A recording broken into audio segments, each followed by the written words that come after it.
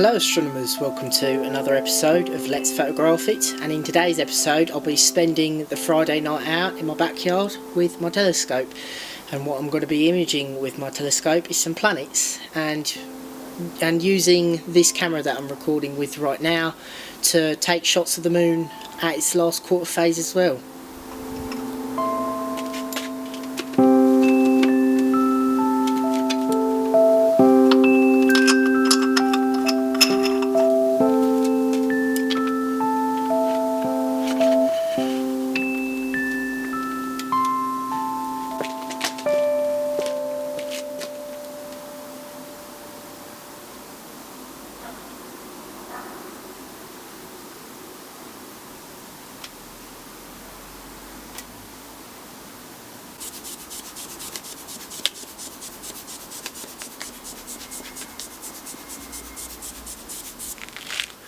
Alright, so what I'm going to be doing is using my high power eyepiece to align my telescope to a star, and then using the Finderscope and tweaking the knobs so it could match like the same position as the OTA it is in from that star.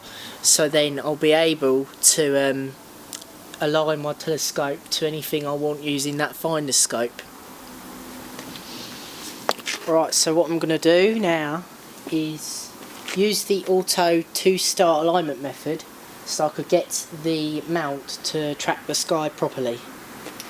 So let's begin doing that.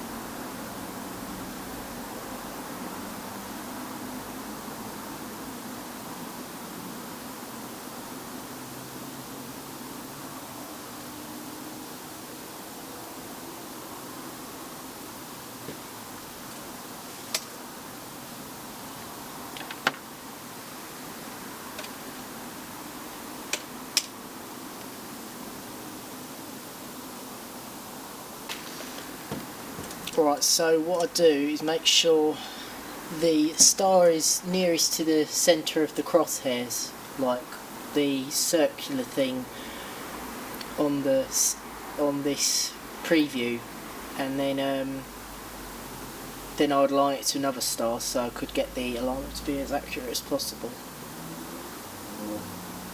So this star I'm pointing at right now is Altair. Right, finished aligning to that. Now I'm going to choose Vega. I suggest you point to the brightest stars that you could see in the night sky to align your telescope to, so it could help out. Apologise if you can't see much of anything really, but that's all I could do. Alright, so Vega is up there, and I need to just put myself in a position where I can through the scope.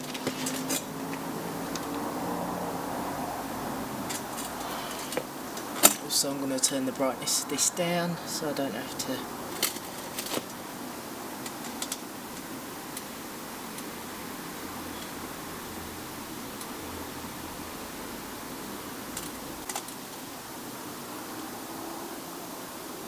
Alright, there we go, there it is. Align it.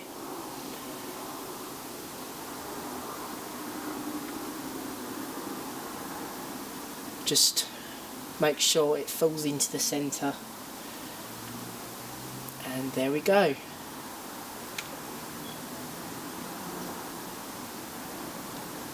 Now the telescope is aligned to the sky, and now I could be able to point the telescope to Saturn.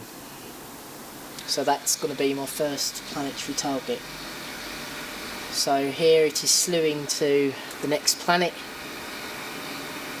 and Jupiter's somewhere down there in the east, just popped out of the tree right now. And Saturn, it's already out of the rooftops for me to see anyway. what I need to do is change position of where I need to use the Finderscope if the telescope's pointing in a different direction. So if you see me off camera, that's me trying to put my eye on the Finderscope to try and get an eye on the planet. So yeah, I can see Saturn through my Finderscope. Now what I'm going to be doing is just aligning. There it is. You can see it right now. Almost, you could. There we go. There is Saturn. Well, it's overexposed, but... Alright, let me turn the exposure down and then...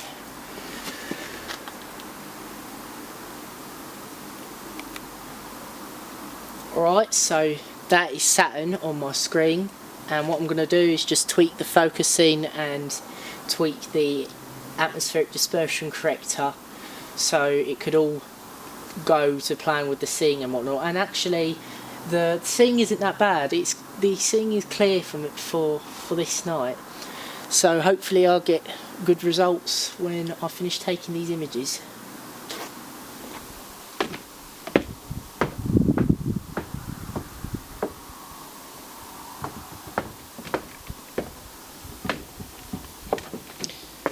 If you can see me, the moon is up there behind the trees, so I'm waiting for the moon to move out of the trees, and then I'll be able to take pictures of the moon with the camera that I'm recording with right now.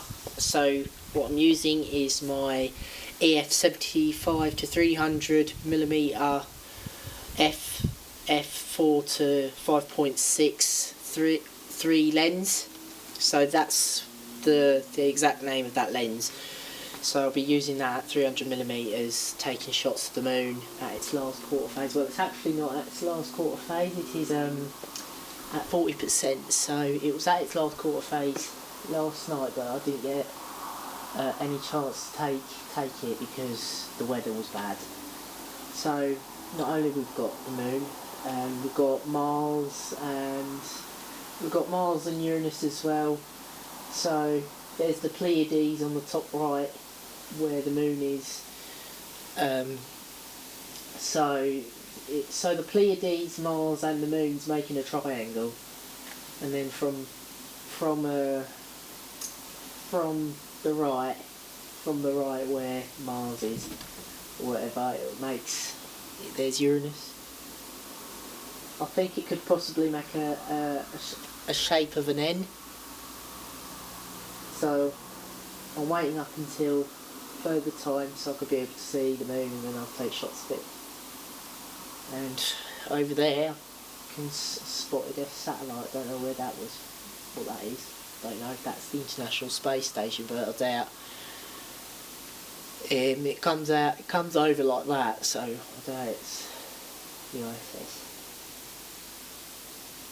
So the Pleiades is starting to come back out again around August, and then in October the Orion constellation and the nebula itself, it will slowly start to come back, and then soon throughout the winter I'll be able to start seeing the constellation itself, and then when the constellation is in opposition I could be able to start taking pictures of the nebulas, like the Orion Nebula, the Horsehead Nebula.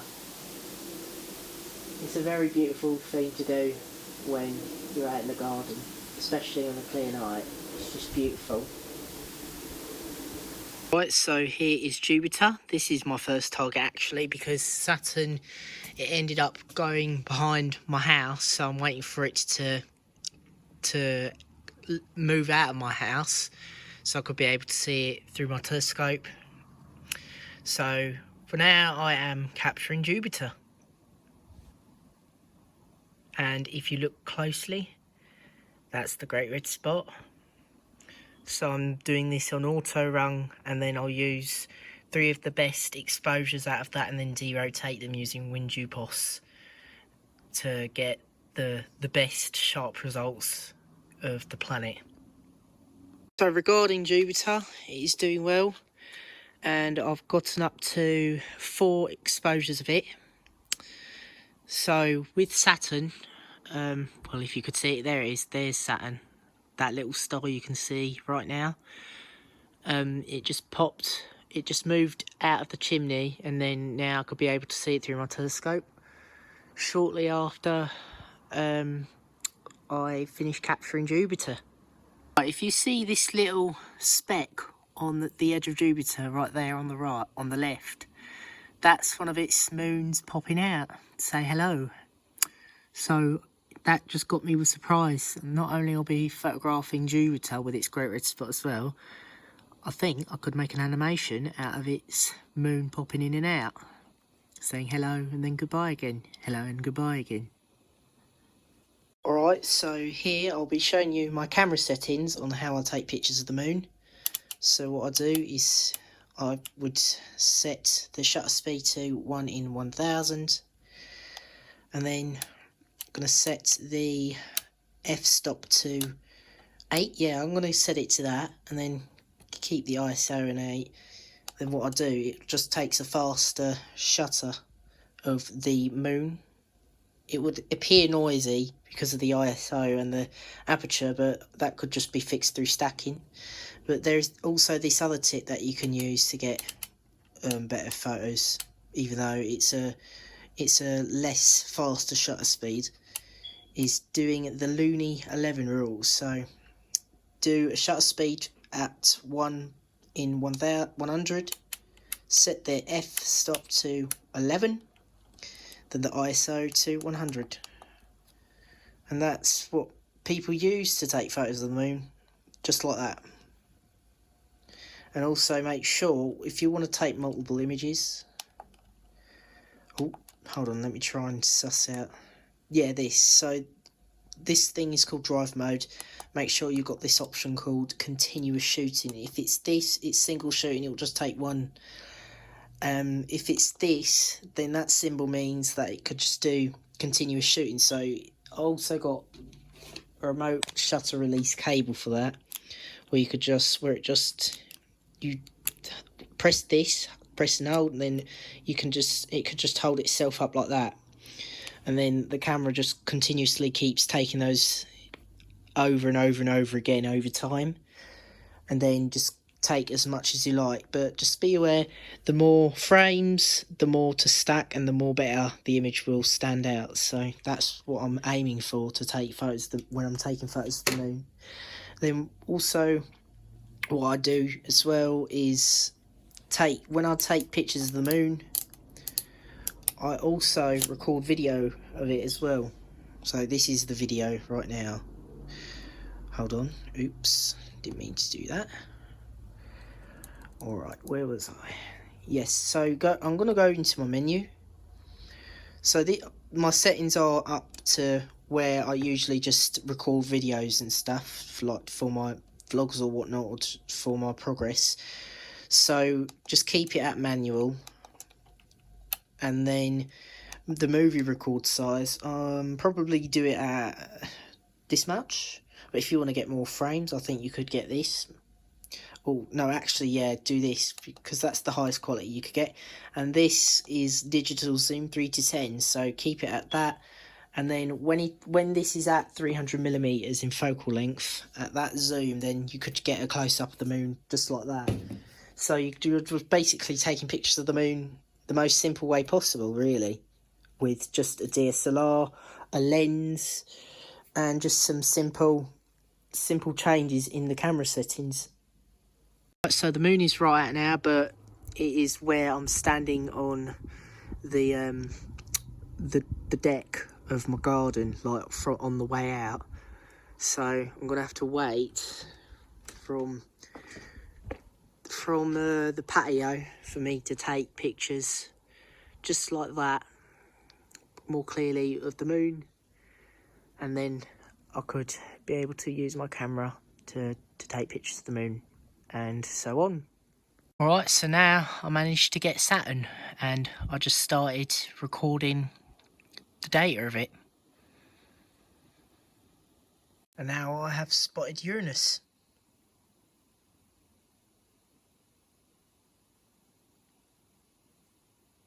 Finally got Neptune, and I finally got Neptune.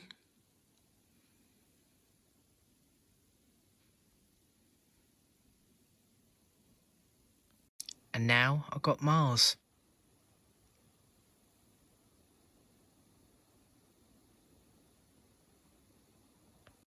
And here's the moon.